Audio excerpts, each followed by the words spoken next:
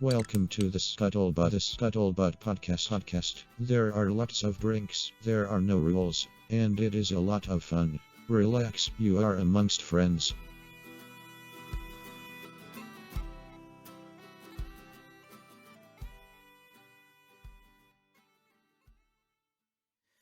Hello and welcome back to another episode of the Scuttlebutt VR.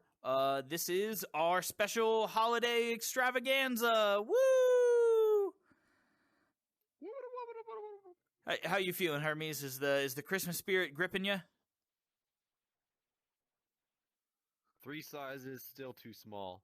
This time. Yeah. We should have hooked you up with a Grinch avatar for this one, is what I'm hearing. I know, right? I'm sure there's one out there. I can find one. Dude, I bet there is. Yeah. Holiday. I can find this. Yeah, we can do this. We'll make this happen. But yeah, I'm all right. You know, it is what we got the podcast done, recorded before we came here. So now we're gonna continue some conversation about. Yeah, no, it's time for the spinoff. Yeah. Yeah, speaking of tangents, I guess we'll do the intro the same way that we always do. What you drinking on, pal? The beer. I have my headset on, so I can't read it. It's a Haka Shore Weißbier, I think. That sounds completely made up, and I love that. It's not, but I am drinking on some more of I got that blood orange cider that we just talked about in the podcast episode. Right, in the mystery container. Cheers. Cheers. So yeah, really the main thing that I wanted to bring you in and talk to you about today on our most informal kind of show here is a topic that I think every single one of us has an opinion about. Probably negative, but I think everyone feels one way or the other. We're going to talk about children in virtual reality today. All right, let's be boomers today. Let's do it. As I was writing my notes, I was like, dude, I'm going full boomer mode in these notes. Like I've never felt so old, and that it gave me a second to reflect, you know? Like it definitely as even I was kind of conceptualizing this episode, I realized that no, in fact, maybe I'm the one who's wrong. You know, maybe I should just chill the fuck out. What's your take? Does it make you question, like, does it make you question, like, what am I doing on a like, is this a child's medium, and am I just the adult latching on to the child's medium? Well, and see, and that's a good question, is that you're like, I mean, this is a game, right? I'm an adult inside of a game. Why am I mad that there are children here? But then you think about some of just the absolutely mind-blowing stuff that we've seen in VRchat specifically, and that this is no place for kids. Well, and I mean, I would say initially, yes, it's not a place for kids, but at the same time, there's plenty of stuff that is for kids. So it's like, more so, it leads me to the question of what is this exactly? It's not a adult only. It's not a kids only. It's a new thing, and because it's a new thing, we're all exploring it. And I think that's true. One thing is that we're in the Wild West. Getting a different. Yeah, we are, and everybody's getting a different experience based on their age. And us being the age group that we are, unfortunately, see a lot of kids that we are not particularly fond of. For me, it's not even seeing kids so much, because obviously, you know, look at us. You can look like whatever you want. It's hearing them. And, like, I know that you can't do anything about your voice. I'm sure there are some people who really hate my voice. But just that grating, just the tone of a child, like you were saying, don't mute me, listen to me, talk to me. Do like, you want to play Fortnite? Don't you know Fortnite? It hurts. Yeah, I'm there with you. And they're so, like, I'm sure, like you said, we were annoying as kids. I'm sure. I'm sure we were full of energy as kids. But I don't have time for that energy, kids. I'm Right? sorry. Like You're running I'm not full of around doing energy anymore as a grown ass man. Gravity and life has buckled me down. It has taken me and slumped me over into a hunchback now. And I'm sorry, VR. See, you say is not that, the but place. then refer to our last episode where you and Morpheus are just acting a fool. I think you got a Well, I didn't say little we of that childlike energy left in you. That it's not. The heart may be 3 sizes too small. It's not absent. It's still, there's a small heart there. It's just not. It's not the child size anymore. Right? It's not. You're not like gonna bust out any Mariah Carey or anything. I'm gonna pretend you didn't say that. Is what I'm gonna pretend. Fair enough. So while we're talking about children in VR, it's the holiday season. So whether you like it or not, we are about to see an influx of the kids Oh my god! in virtual reality. Because Why didn't you I and I, think of we this? know personally people who are getting VR headsets for their kids. And so it's like you think about all this stuff, and it's a cheap, it's a cheap gaming console. Lots of people are into it. Like, if you thought it was bad before, just imagine where we're gonna be next month. Oh my god! Yeah, January 1st comes around. January 5th time frame.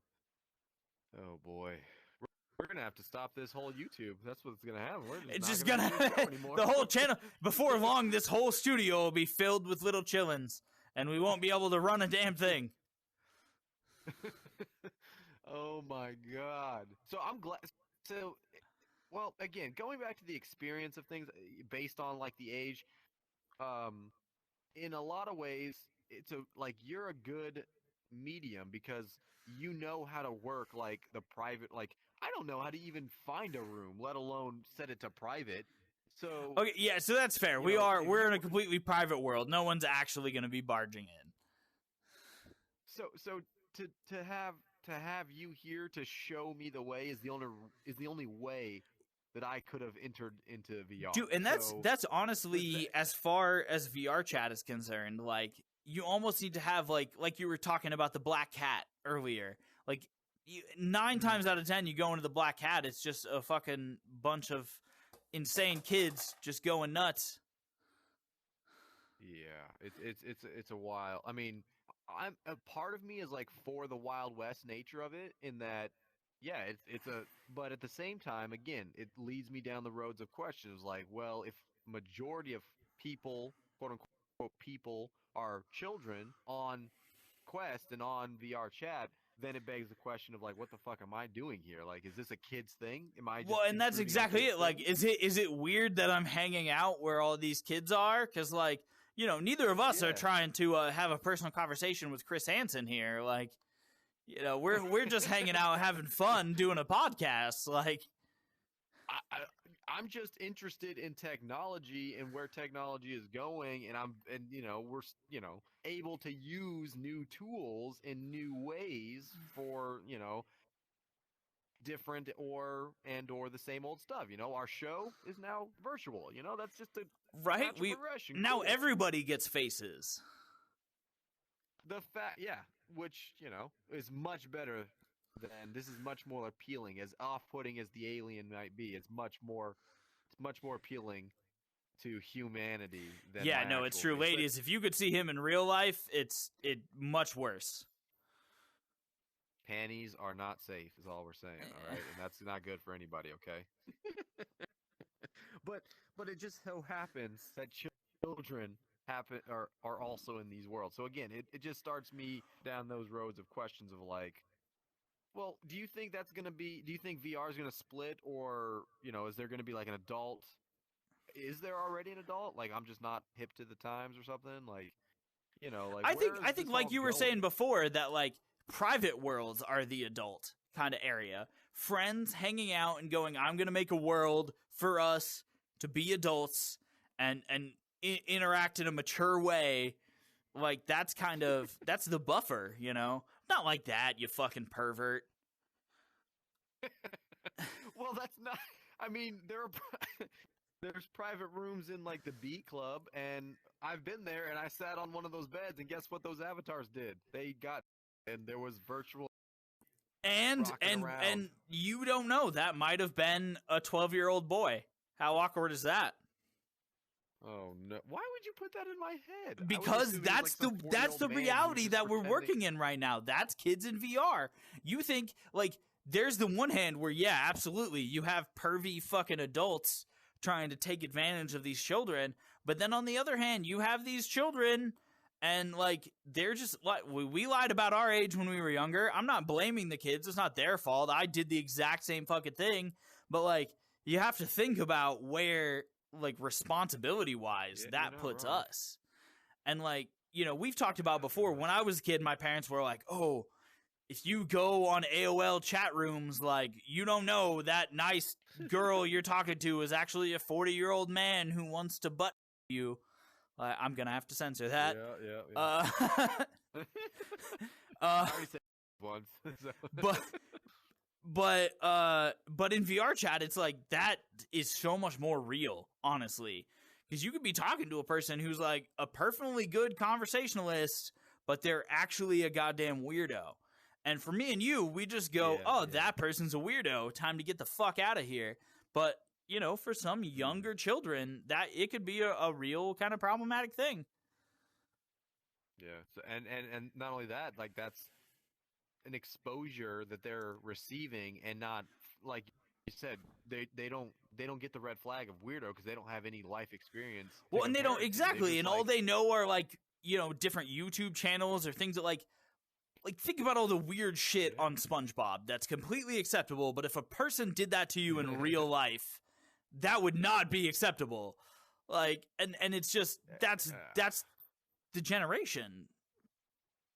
Yeah. It's I don't know. So are you saying that you're afraid of where this is going right now?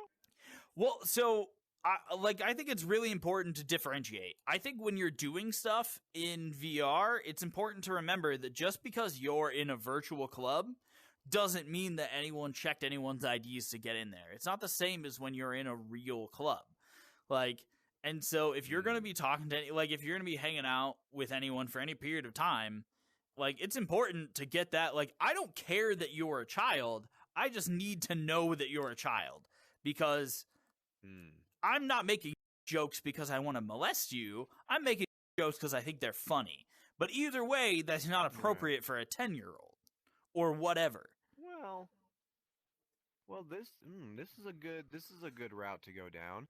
Well, does that mean that we need to have like does VR chat, for example, need to have a more stringent or better age verification? So I think a very great question is, why is this such a big problem in VR chat? And to me, the answer is very straightforward, because it's free. And it's not just VR chat. If you look at Echo Arena or what's the other one? There's a couple other there's a couple of different VR apps. Big Screen VR, I think, is another one. But they're totally free. And so you can get a VR headset and then download the game for free. And when you're a child, I don't know about you, but I didn't have a big old wallet stacked full of money, you know? Getting my parents to buy me a game console was already a huge ask. And so if I could tell them, well, if you get me this, I could play all these games for free, like that would entice them. And of course they'd be on board. They'd be like, we're not going to give you any more money for games. Go play the free ones. And so I think that's how a lot of them are ending up in VR chat, is not necessarily because it's like a kid-friendly game, but just because it's free. Right. But so does that mean that VR chat then needs to, I don't know, again, verify ages and then limit worlds or accessibility? What are we saying here exactly? So you know me, Hermes. I consider myself to be a libertarian, and that means that personal responsibility falls on the person. And so, in my opinion, I think that it is far more up to me and you to make sure that we are not inappropriately interacting with minors in one way or the other than it is up to VRchat to just keep minors out. Because at no point, they didn't make a promise to us that there's no minors in here. Like, it's not... This is just a world where everyone can hang out. And in the world where everyone does hang out, there are children. Like... Yeah. Well, but then it comes, I mean, that leads into the subjectivity of what's appropriate. Like, what you might find appropriate, what I might find appropriate, and what Joe Blow might find appropriate for said 10-year-old, you know? Like, to me, I grew up in a household with very religious parents who didn't swear, you know, or didn't want swearing, you know, in the household. But as I grew up, but the minute you got on the internet... No, what I thought that was fucking stupid when I was a child. And then as I got older, I was now able to argue my point, and I still think that was fucking stupid. Like, you know, swearing to me, in my personal opinion, some people may disagree, you know? If you have kids out there and you don't want your kids to be around profanity, that's something that you can teach your kids, okay? But you and I as adults can discuss that, and again, my point of view is still going to remain, and I can still argue for swearing. There's no in my opinion, there's no reason to be like, well, kids, yeah, there's these mystery words out there, but don't say them because they have a specific set of syllables and letter combinations for the English language that, you know, oh no, taboo, bad. Like, to me, it's dumb. So whatever. But that's not my kid. So do I have the right to interject my opinion on this kid? It's like, no, I totally get what you're saying. Like, and that's, to me, I think the biggest thing that you hit the nail on the head there is that all of this, children in VR, comes down to parental responsibility. That I don't think there's necessarily a problem with kids being in VR. It's children being unsupervised, running around all of this crazy shit that's going to potentially get somebody into trouble, whether it's them or someone else unintentionally. Like at some point, I'm calling it right now, there's going to be a thing in the news where it's going to be this huge VR-centered thing of, like, you know, some kind of grooming organization. Honestly, like, I could see it happening. And it comes down to the parents. Those are the same parents that are letting their kids just use their phones without supervision, watch whatever the fuck they want. Like, it really comes down to, like, oh, you need to know what your kids are doing. Whether they're doing something inside a headset or whether they're doing something on their phone. Like, when your kids are doing shit completely outside of your... And I don't have children. I feel like that's very important to let people know. I don't have kids. I'm speaking from a point of no experience, but that is my opinion.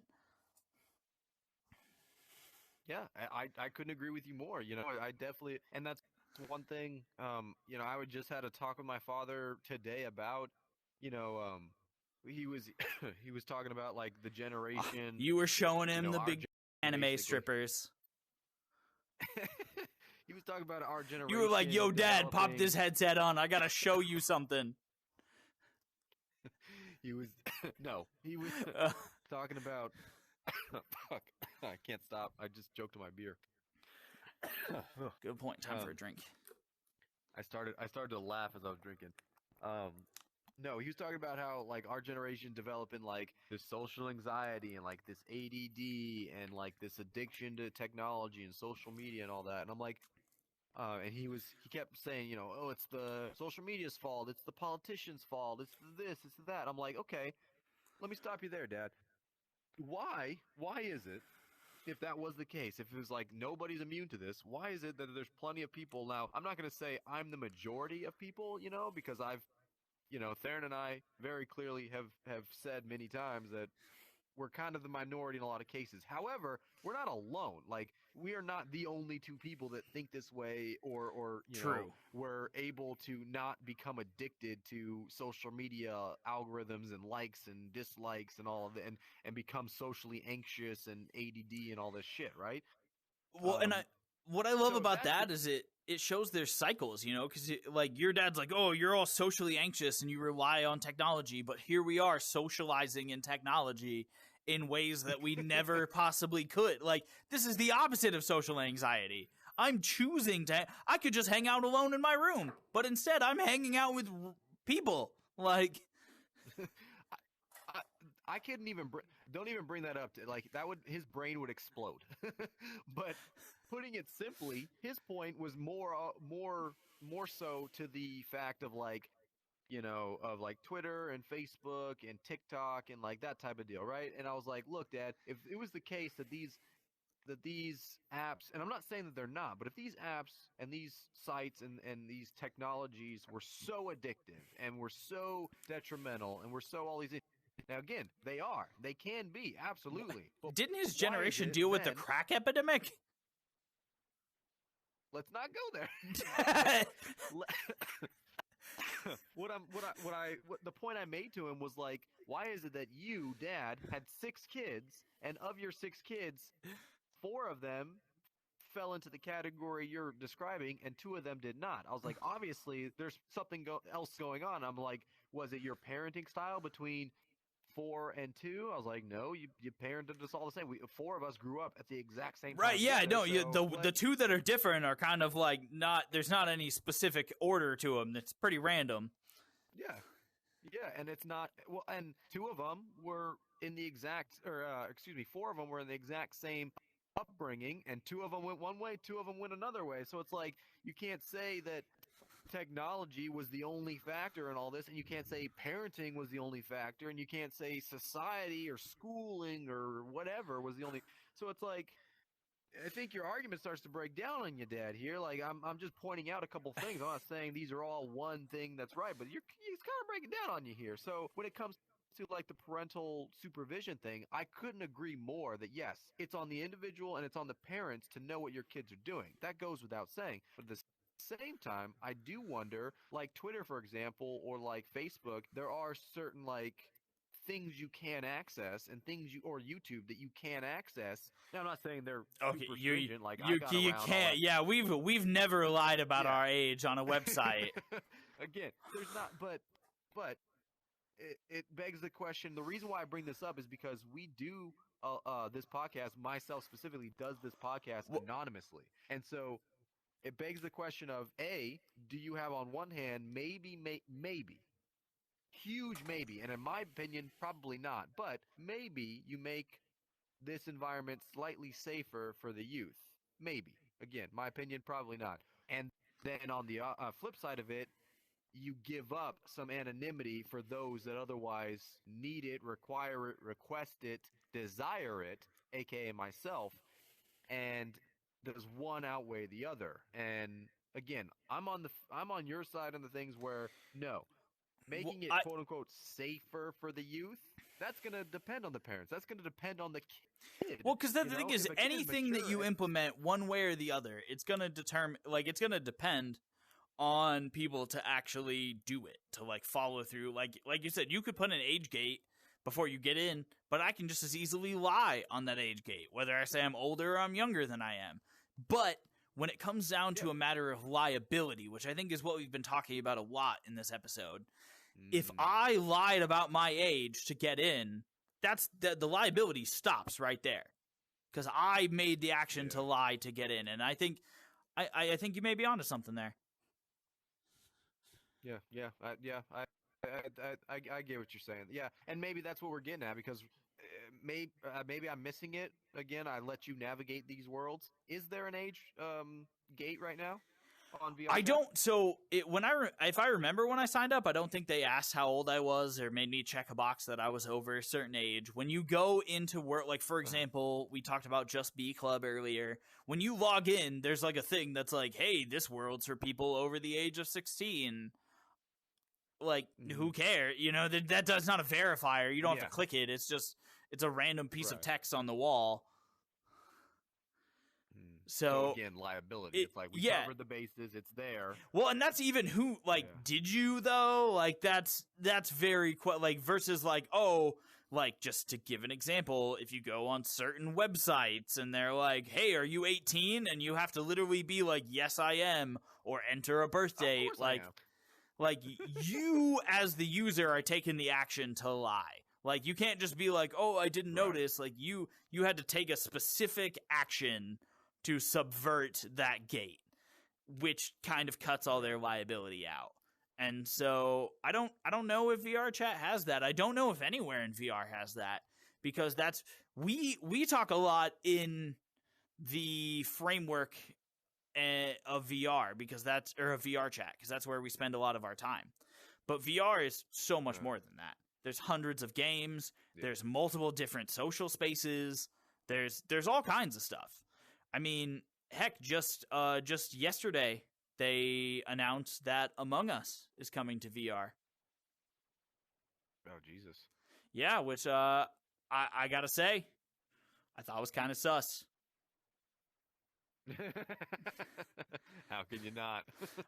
But on a realistic note, talking about children, like, you bring Among Us to VRchat, like, we're not playing that game.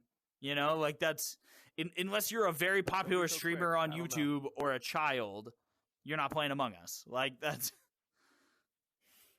You know, it's funny. My sister, when I visited a year, 2 years ago, it was the first thing she showed me, and she was so excited to show me, and was like, it was the thing at the time. But I'm saying now, anyone who's still into it now is either a popular streamer or a child. Like, well, she falls into the second category. It was funny. She showed it to me. I was like, oh yeah, okay, cool. Like, I was like, I wanted to be like, yeah, that, you know, you're my sister. You're showing me something. I'm showing interest because you're my sister. Right, like, oh, my sister's showing me a video game.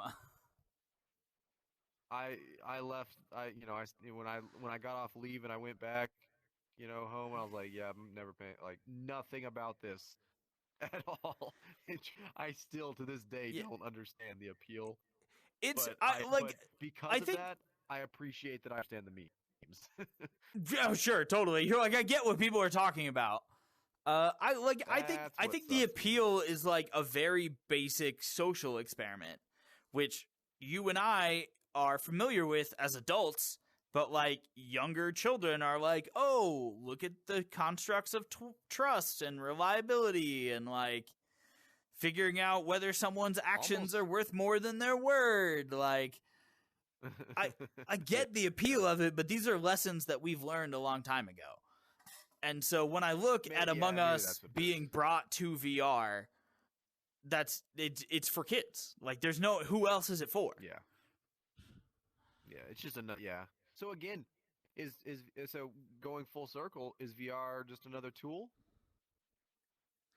Dude, it's going to be, I've said this before, where we are right now in virtual reality, this is the next iPhone.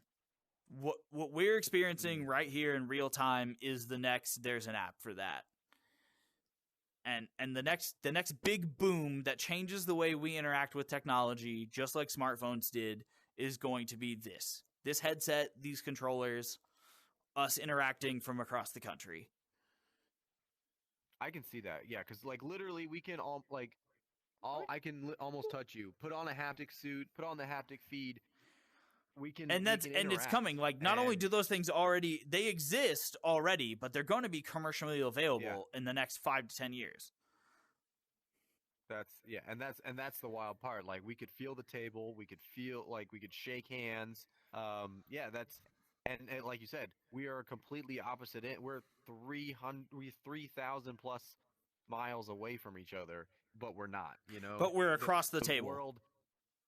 The world has connected and gotten smaller in such a way, and that's what people say about the internet. They're like, oh, the internet has connected the world and made everything smaller. This is the next step. If you thought that made everything smaller, just wait. Literally, you put on the headset and boom, we're now in the same room. Something like, how is, like, that is wild. If you sit down and think about it, that is wild. Yeah, it's actual sci-fi stuff.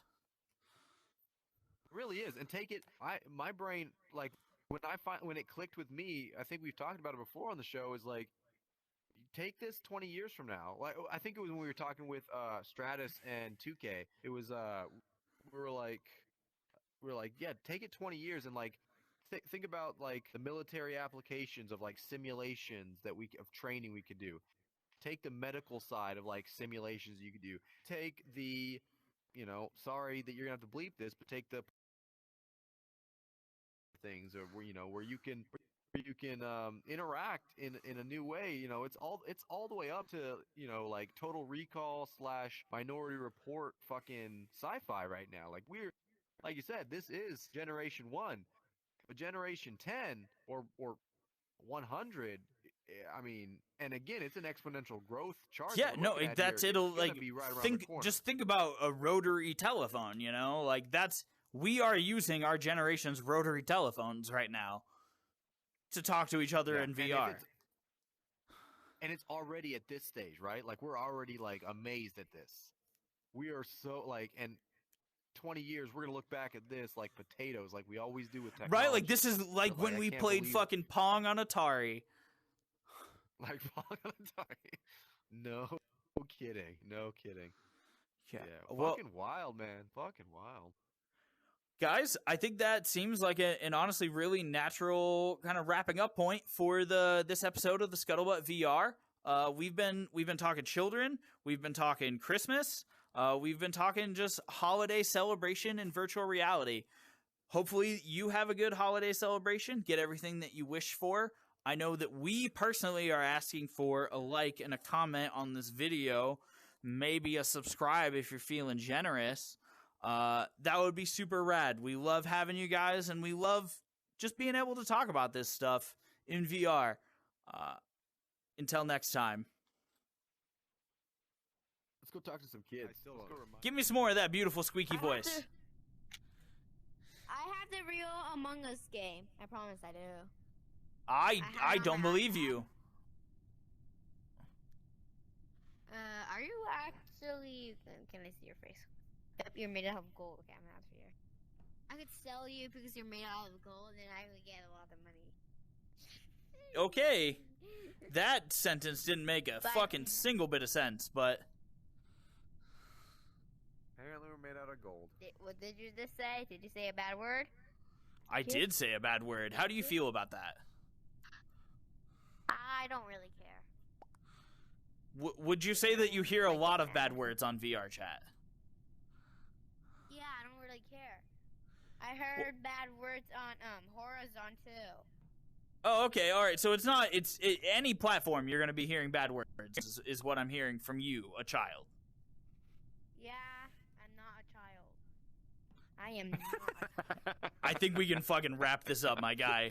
Just dab me up right here. Yeah.